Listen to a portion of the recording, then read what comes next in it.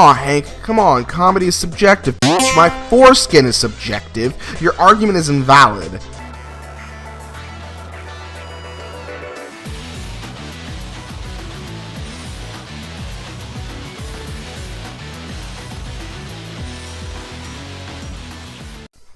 Wow, you guys really liked my Amy Rose video. Like, I was not expecting it to do the numbers that it did. Honestly, I can't thank you guys enough for your support. I actually really like talking about this franchise, so if you guys really enjoy hearing my silly opinions on the Sonic the Hedgehog series and the world of Sonic and whatnot, I'll happily keep giving you guys, these videos.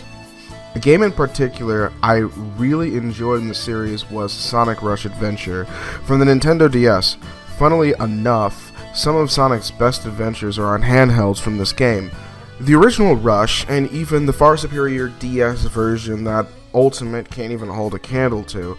I can say a lot about Sonic Colors, both Wii and Ultimate. Maybe that can be a future discussion. Anyway, Sonic Rush Adventure is a story that feels even bigger than the original Sonic Rush, since its entire motif revolves around being a pirate voyage across the ocean to do battle against an evil pirate mech called Captain Whisker. Not the most intimidating name for a boss, which is funny considering that his design is actually really sick. Take Robotnik and make him an android with pirate gear and red attire. Whisker is actually one of my favorite antagonists in the series, mainly for his look and his theme song, which might be playing in the background right now. Sure, it's technically Johnny's theme too. We don't talk about Diet Jet the Hawk. Fuck Johnny, taking my shit and demanding I race him to get it back? You like men. But this isn't exactly supposed to be a review of the game itself. If you guys want reviews of Sonic games, you need to tell me, because a good review takes a lot of time to make, and I don't want to make it just for no one to watch. Get this video to 10 likes and I'll review the original trilogy. Get it? Got it? Good. Back to the game though, Sonic Rush Adventure's cast is kinda hit or miss for me. It has top tier characters like Blaze, who is literally here as fan service. Seriously, you take her out of the game, and I kid you not, very little would change. You play as her, but again, most of her dialogue is either exposition or getting mad at a very particular individual, and while it doesn't hurt her character to be there, it really doesn't even add much of a fourth of the development that she got in most of her outings, like the original Rush or even Sonic 06. When I say miss, well, there are characters like Johnny, who is literally just Jet the Hawk again, and the random koalas that are apart from the main hub you frequent during the game. Tails is there. I seriously keep forgetting he's even in the game because he's even less involved than Blaze is. He keeps the ship that the group uses working, and I think that's it. He might also be responsible for navigation, but you can honestly include that in the ship thing. Still more useful than he was in Forces. The game is ass. I said all that to say this though, there is one specific character that I believe was done incredibly dirty for little reason. That's Marine the Raccoon. This is the only mainline Sonic game she appears in, if you could even call it that. Since Blaze is a recurring character in the series, I'd say that it is. Let me know if you disagree and why. Now, there is good reason for why she didn't return, but my problem is that it seems she wasn't given much of a chance to begin with.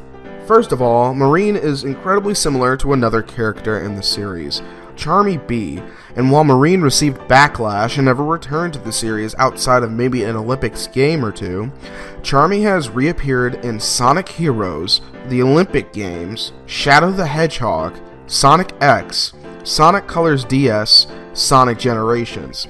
And I'm sure I'm missing some, but just that alone is baffling to me. Am I saying that I think Charmy should have been canned as a character altogether? No.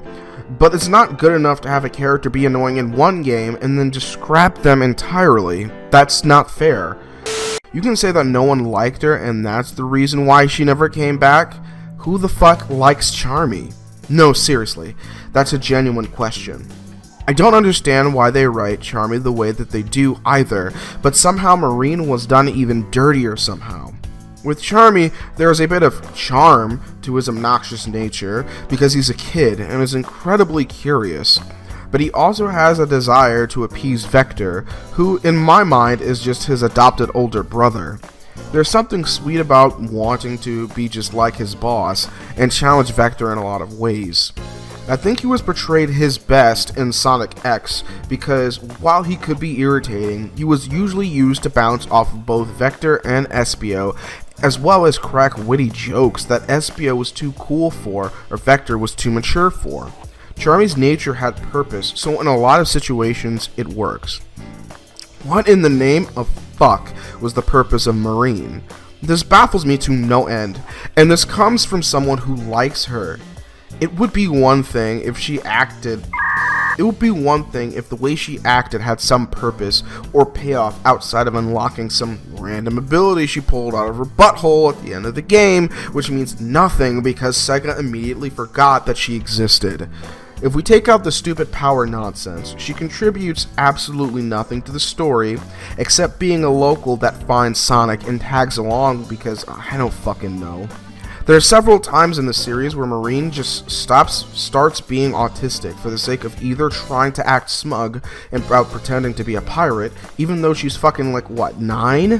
What are you on about being a pirate? It's cool to have a goal, don't get me wrong. But Marine goes on and on about wanting to be a pirate and thinks that jumping headlong into danger is going to magically make her one. And the worst part is, no one gives her an actual reality check until like the last chunk of the game. She makes it pretty apparent that she isn't the best listener as early as Plant Kingdom.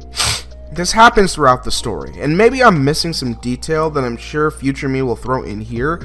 There's literally no reason why they should be letting Marine go with them.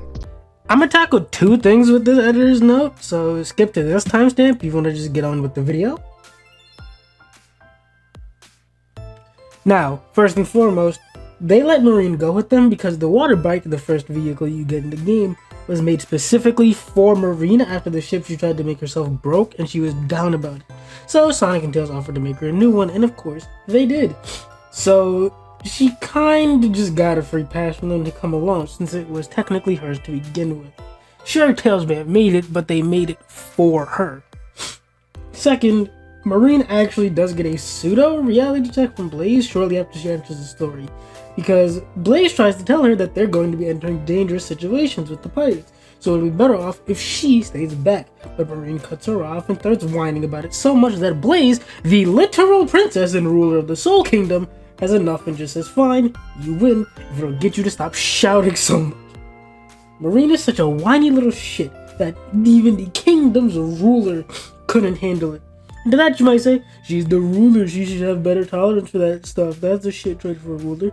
Which while you would be correct, a sensible ruler can also tell it some fights simply are not worth fighting and that it's just better to raise the white flag. She also makes it conditional that Marine can only come along if she promises to stick with the group and not wander off. Now, nor she nor Sonic and Tails do a very good job of holding her to this promise, but still. Anyways, on to the video. You could say that Tails promised to build her a jet ski, but he wasn't obligated to help her at all.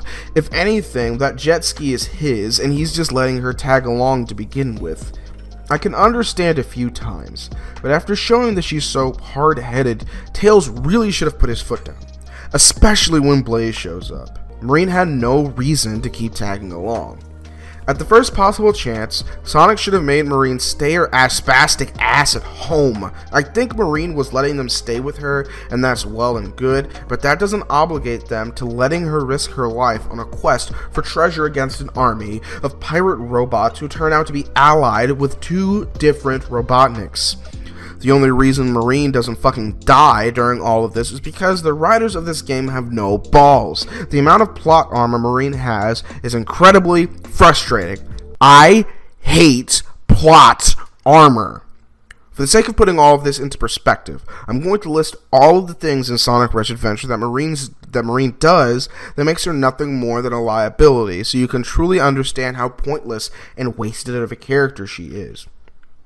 First off, she doesn't listen to Sonic or Tails when asked to be careful. She spreads information when asked what the purpose of Sonic and Tails' involvement is in the quest. This is played for laughs, but it's still being included because it isn't funny. She's entitled, immediately posing the task of creating a sailboat onto Tails and saying that it would belong to all of them, when in reality, it would belong to Tails. Correction, she never imposed the task onto Tails. Tails actually offered himself, and Marine at first told him no, because her admittedly shitty first ship had broken. But Sonic and Tails being Sonic and Tails, go through with it anyway.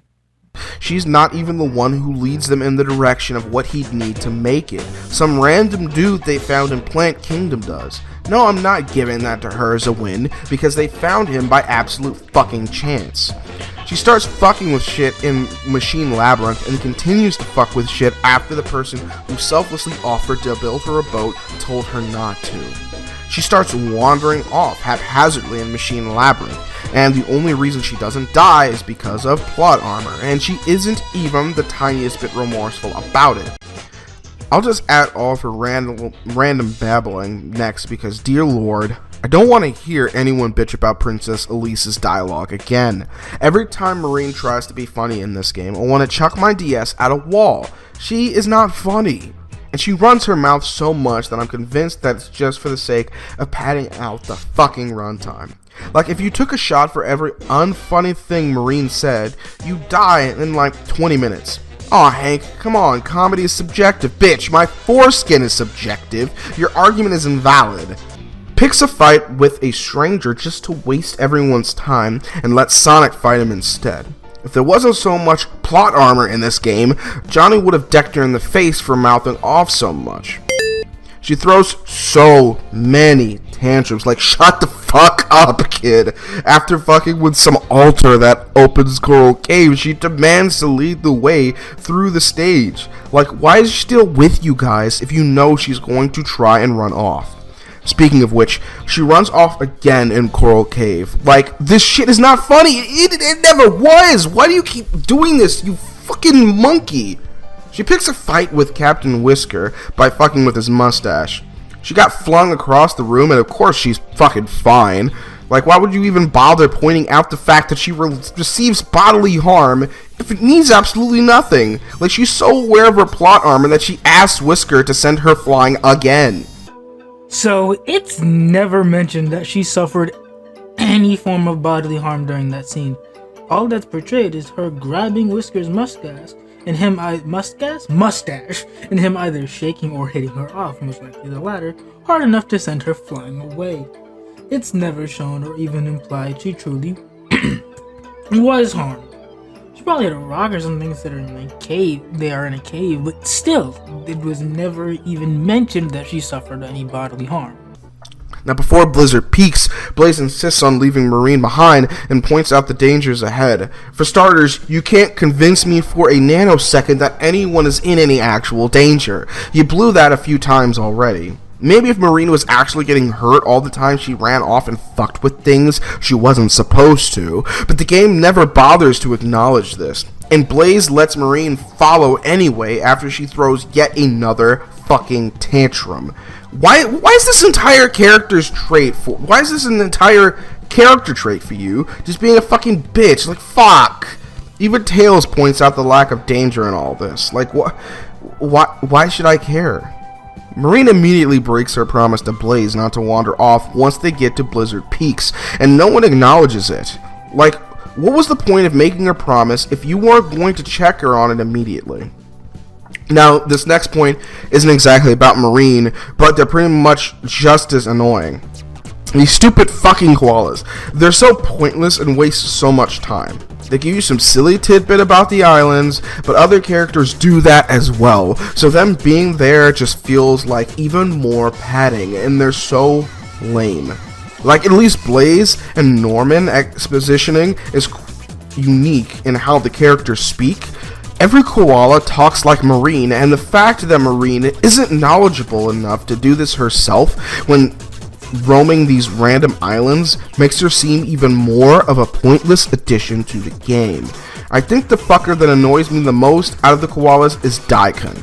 He shows up and starts threatening everyone before Marine has to speak up, and she doesn't even know who the dude is at first. All he ends up revealing is that weird shit is going on in Sky Babylon. But at the end of Blizzard Peaks, you learn that the same fucking tip from Norman. And before that, you learn that Sky Babylon is an area that you have to check out anyway from Blaze. Are we really that fucking stupid that we need not one, not two, but 3 characters to remind us that we need to go to Sky Babylon? Like, I fucking get it. We need to go to Sky Babylon. Like, give it a fucking rest. Having fun? If you're enjoying the show, be sure to show your love by giving this video a thumbs up, letting us know what you think of the video so far, and subscribing to the channel if you're new around here. Now, back to the show. Marine finds some random artifact on one of the islands, and one of her immediate responses is to steal it. This is already pretty stupid because by this point they have been to several places, some of which Blaze hadn't been a part of yet. If she wanted to take anything as a souvenir, she had ample opportunity to do so. Why is she just now trying to take something? She could have gotten away with it by now. So, after she just announces that she wants to take the statue, Blaze rightfully checks her on it. I wish I could feel bad for Blaze here, but this is her own fault. She knew that Marine was a goofball, and yet let her come anyway. I also blame Sonic and Tails for this because they stood down way faster than the princess did. So after Blaze scolds Marine for trying to steal the statue, Marine not only gets butthurt about Blaze doing her job, but she also starts fucking with it anyway.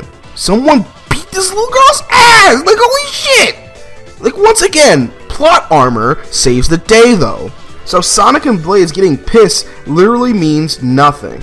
When the group finds some ancient text in Sky Babylon, Marine once again wastes everyone's time pretending that she can actually make out what's on it. Once again, it isn't funny. Then she gets mad at Blaze for trying to actually make some progress with it. I swear it feels like Marine was made just to make people appreciate Blaze more. Like, I swear this bitch Marine is a Mary Sue. Like, I get that maybe this story isn't the most serious of the Sonic series, but it's got Sonic Lost World levels of confusing tone. There are several issues that are resolved by Marine being a shithead, and this next one is one of them.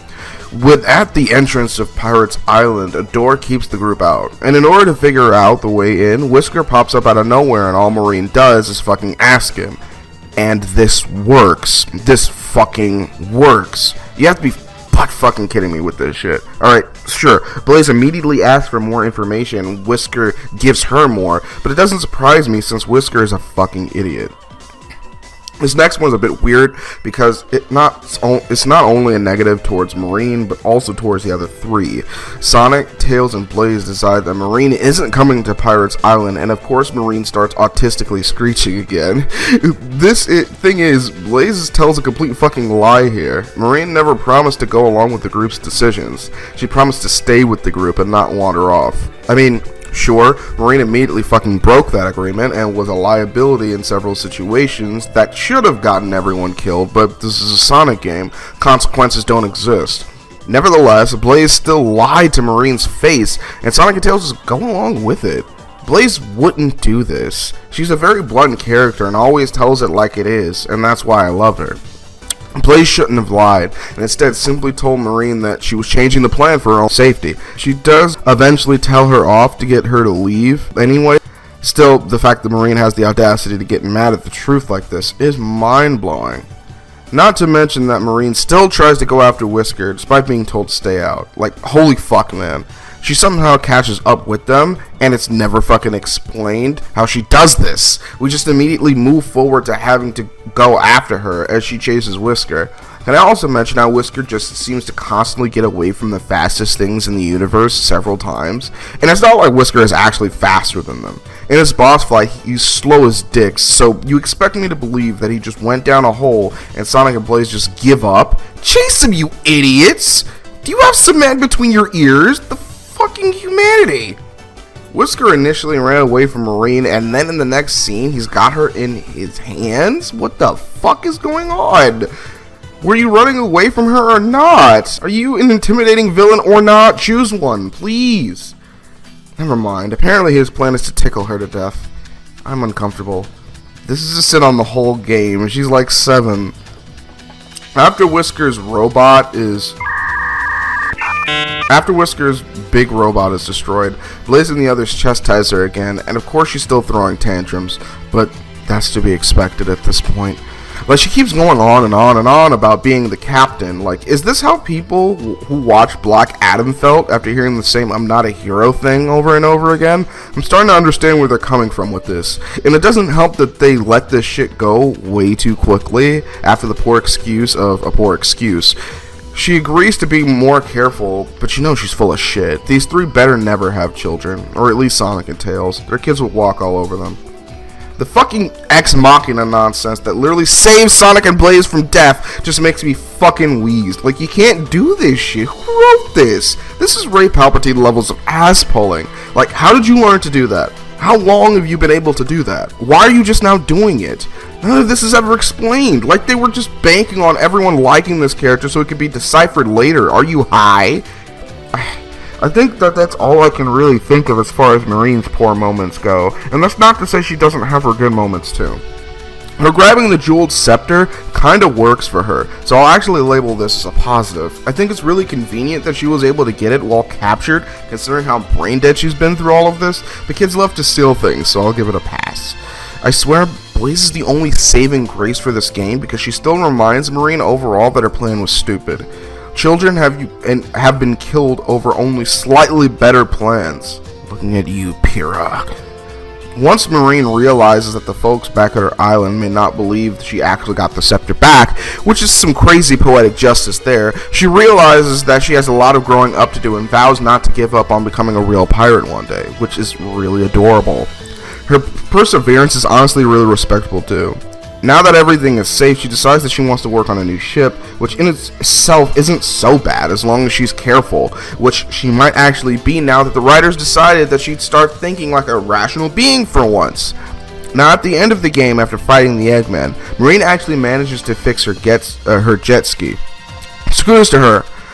Sounds like she actually knows how to put things together to an extent, and that's something that could always be useful in the future. Unfortunately, the game has already taken Marine out and back and butt-fucked her, so there's no real chance of using this for anything.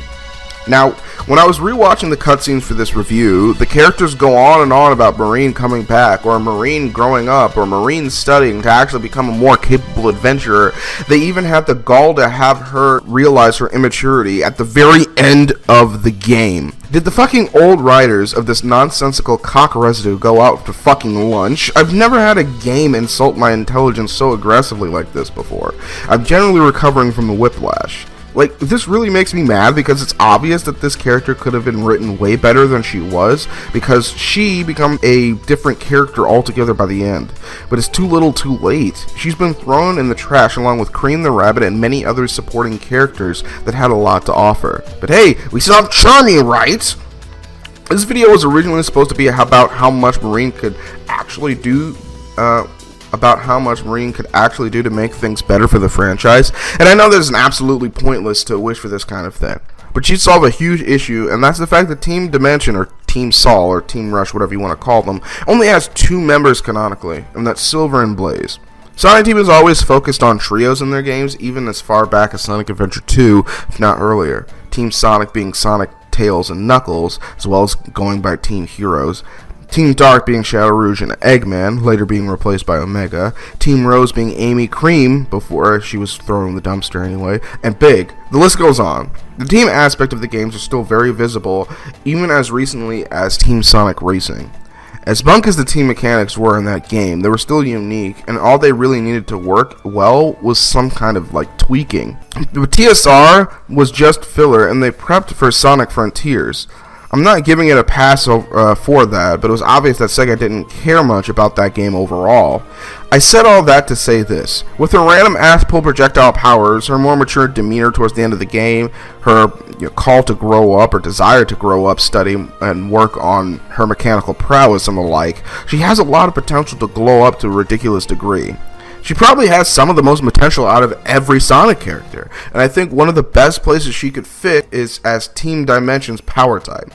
She could get taller, augment herself to better use her abilities, even become a master navigator using pirate tech to help her team on their voyages. Give her an eye patch too from the adventure gone south, and keep that spunky Aussie accent, yeah? She could really become a special character that turns into a mainstay like Silver and Blaze already are, so that Vector can go back to fucking Chaotix where he belongs. I know that most of this video has been me bitching over Marine, but I bitch as much as I do because I love her. I think that she was written poorly for very little reasons, and because of this, she will most likely never return. It's something that's been on my mind for a long time, and I genuinely hope the same thing hasn't happened to Cream, because there are so many compelling characters in Sonic that need love. With Frontiers making so many references as it has, it would be awesome to see more cool characters show up from other games and even other mediums. What do you all think of Marine the Raccoon and just Sonic Rush Adventure in general? I love this game despite its very questionable and downright bad at times story beats. Let me know your thoughts in the comments below. This is Having Network, signing off. Hey y'all, Havoc here. So, yeah, in case you guys weren't already aware, I'm a human and I fuck up sometimes.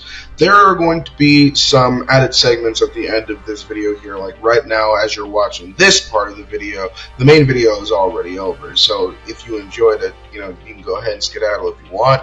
But there are some extra little tidbits in here. I know I would like to try to get the last of the editor's notes that my editor, Jet Suzuki, real awesome guy, you can go check him out if you haven't already. But he threw in some editor's notes pointing out some of the things that I screwed up on, and some of them were already able to get into the final edit of the video, and I just cut them out to put at the end here because I don't want like a whole bunch of things that I got wrong to be a part of the main video, but I still think that it goes without saying that I do screw up sometimes, so I would like to show them off regardless if there was going to play after this section here. I also want to see if I can get in some of the editor's notes that he might not have been able to actually create footage for at the end here as well. But yeah, enjoy a human being a human. Fair. Up next. You can say that no one liked her, and that's the reason why she never came back. You can say that no one liked her, and that's the reason why man, this line is bad. If he's worried about having somewhere to stay. There's no way Blaze wouldn't offer them somewhere to lay their head for a bit while they were helping out. And once the princess got involved, letting Sonic and Tails stay at Marine's home for governmental reasons could have been in play as well. Hi ho, it's me again. Here to correct Age's mistake. Tails was never worried about them having a place to stay. Marine has been letting them stay at her place before they even knew where exactly they were, let alone the fact that they were in Blaze's world. Them having a place to stay was never a concern for Tails. It hasn't been since the start of the game. She constantly takes credit for building things, which I don't buy in the slightest. We first see her trying to get a dingy dinghy to function and had no future-proofing prepped in the off chance the thing was total. She does not help to make the sailboat. You can bite my ass. Editor's note, this is just plain fucking false. She never actually once takes credit for building anything. She always says Tails built the ships and constantly talks about how good he is at it. Same with the radio tower and everything else that Tails builds. She never actually takes credit for any of it. I want to point out something I noticed here during the haunted ship section. For some reason, Sonic makes Marine follow them here. This isn't exactly a diss to Marine, as she seems pretty uneasy at the thought of going to an area with ghost ships. This feels like it was just added just to keep Marine in the story, and this seems to be like a lack of judgment for Sonic as well, as this doesn't seem like something that he would really do. Okay, so this is probably going to be the final editor's note, because I'm kind of tired.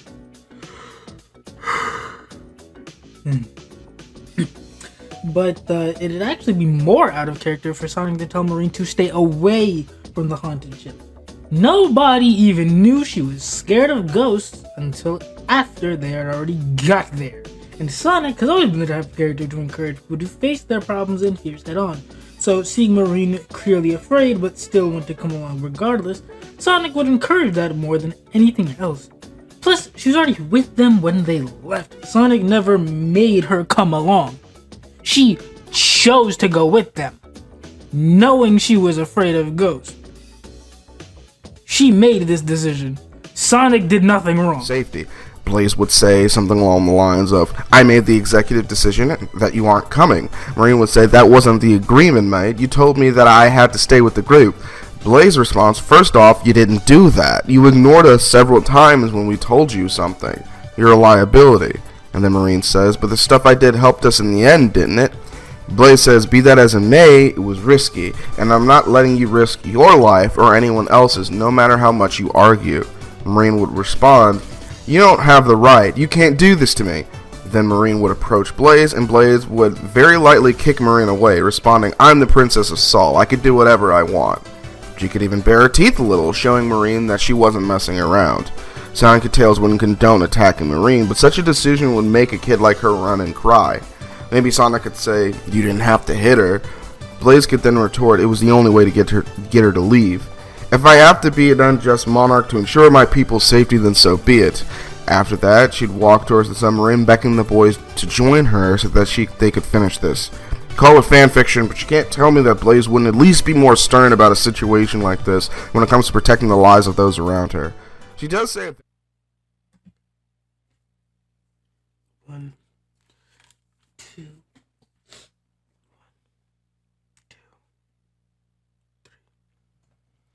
I'm gonna tackle two things with this editor's note, so skip to this timestamp if you want to just get on with the video. Now, first and foremost, they let Marine go with them because the water bike, the first vehicle you get in the game, was made specifically for Marine after the ship she tried to make herself broke and she was down about it. So Sonic and Tails offered to make her a new one, and of course, they did.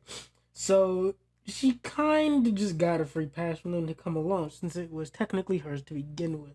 Sure, Tails may have made it, but they made it for her.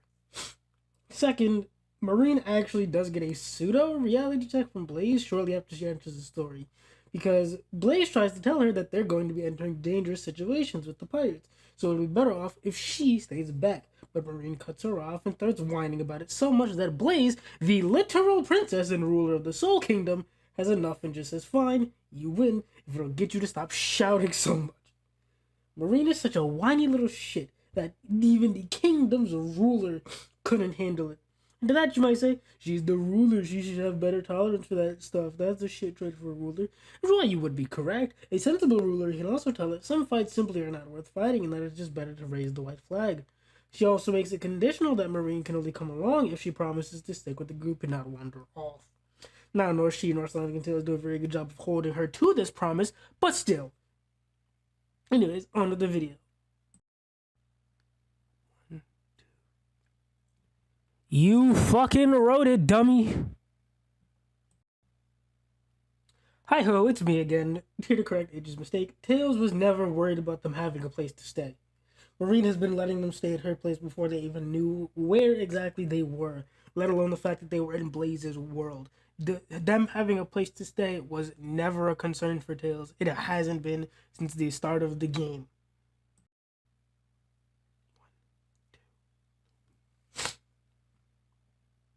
Correction, she never imposed a task onto Tails. Tails actually offered himself, and Marine at first told him no, because her admittedly shitty first ship had broken. But Sonic and Tails being Sonic and Tails, go through with it anyway. One, two. So, despite constantly fucking with shit, she's actually never put in any danger in Machine Labyrinth. And the one time she would be, which is the boss fight, Marine is actively stopped by Sonic and Tails from putting herself in danger. Funny enough, her constant fuckery really only puts her into danger like twice, technically 3 times. Coral Cave, where she pulls on Whisker's mustache and he sends her flying. Sky Babylon, where she sends them into the sky because she could have fallen off of the island and to her death. And Ghost Titan, where she gets captured by Whisker but is saved by Sonic and Blaze. It actually took a bit to save her, but this one is the technical one since she was only restrained, but she still could have been in serious danger since the ship they were all on did explode.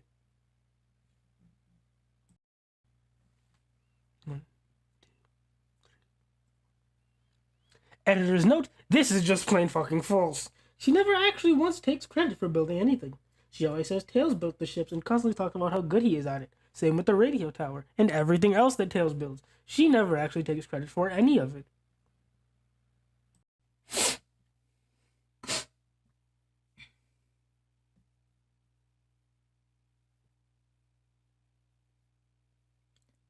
So it's never mentioned that she suffered any form of bodily harm during that scene.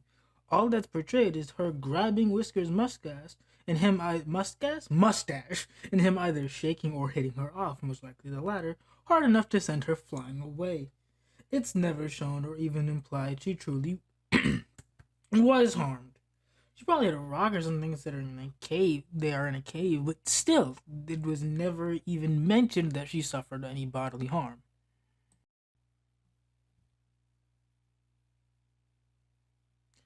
Okay, so this is probably gonna be the final editor's note because I'm kind of tired.